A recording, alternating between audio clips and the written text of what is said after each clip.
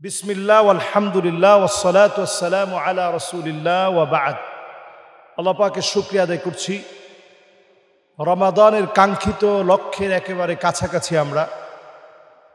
মাহে রমাদানের সবচেয়ে গুরুত্বপূর্ণ যে সময়, এই গুরুত্বপূর্ণ সময়ে আমরা এখন উপনীত হয়েছি।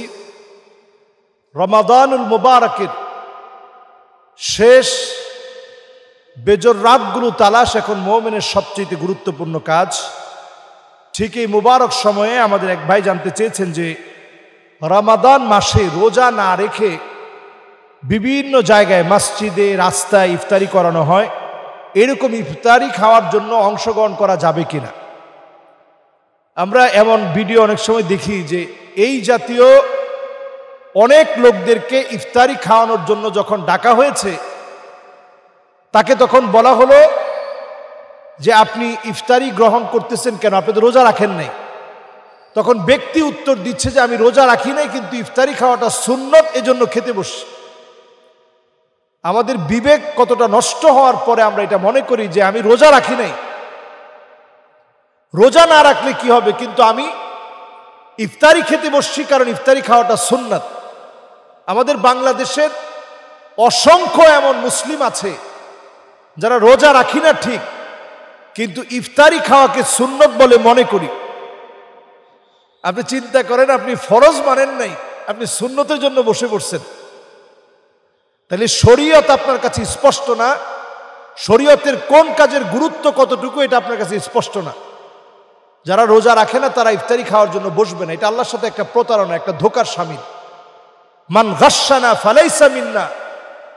নামাজ পড়ার জন্য যেমন অজু লাগে, অজু ছাড়া যেমন রুকু সাজদার অভিনয় করা যায় না, রোজা না রেখে ইফতারি খাওয়ার সুন্নত মনে করে ইফতারি খাওয়ায় অংশগ্রহণ করা যায় না।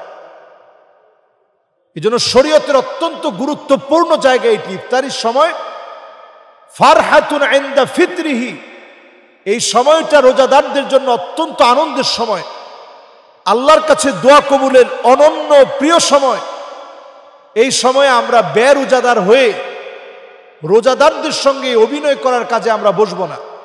হ্যাঁ, কোনো মা বোন যদি অসুস্থ থাকে, তার পিরিয়ডের সময় চলছে, যদি এমন হয় উনি সন্তানদেরকে নিয়ে বসতে পারেন, স্বামীর সঙ্গে বসতে পারেন, কোনো অসুবিধা নেই। কিন্তু আপনি একজন বেরোজাদার, রোজাদারদের সঙ্গে আপনি প্রতারণা করছেন, আপনি ইফতার খেতে বসছেন, এই কাজটা আমরা করব না। জানা সত্ত্বে এই কাজটা আমরা কেউ করব না। যারা রোজা রাখবে না এদের শাস্তি হচ্ছে আল্লাহ তাআলা তাদের চেহারাগুলাকে সেদিন দ্বিখণ্ডিত করে ফেলবেন, নিজেরা নিজেদের চেহারা জিহ্বা টেনে টেনে ছিঁড়ে ফেলবেন। এর কারণ হচ্ছে দিনের বেলায় তারা ইফতারি করেছে, দিনের বেলায় তারা খেয়েছে। রোজা আল্লাহ রাব্বুল আলামিনের জন্য, আস-সাওমু লি ওয়া আনা আজজিউ বিহি আও উজজা বিহি, রোজা আল্লাহর জন্য। আল্লাহর জন্য যারা রোজা রেখেছেন তাদেরকে আল্লাহ নিজ হাতে প্রতিদান দিবেন। আল্লাহর কাছে আমরা প্রতিদান কামনা করি। আল্লাহ তাআলা নিজেই হচ্ছে রোজাদারদের জন্য প্রতিদান। যেমনটা নামাজের ক্ষেত্রে আল্লাহ বলেন নাই, যাকাতের ক্ষেত্রে আল্লাহ বলেন নাই, হজের ক্ষেত্রে আল্লাহ তাআলা বলেন নাই, অন্য কোনো ইবাদতের ক্ষেত্রে বলেন নাই, কিন্তু রোজার ক্ষেত্রে আল্লাহ রাব্বুল আলামিন বলছেন। বড় আফসোস আর পরিতাপের বিষয়, আমরা রোজাকে অনেক গুরুত্বের সঙ্গে আদায় করলেও অনেকে রমাদান মাসেও নামাজ পড়ি না, সাহরি খেয়ে ঘুমিয়ে পড়ি। আমাদের রোজা আল্লাহর কাছে কেমন করে কবুল হবে?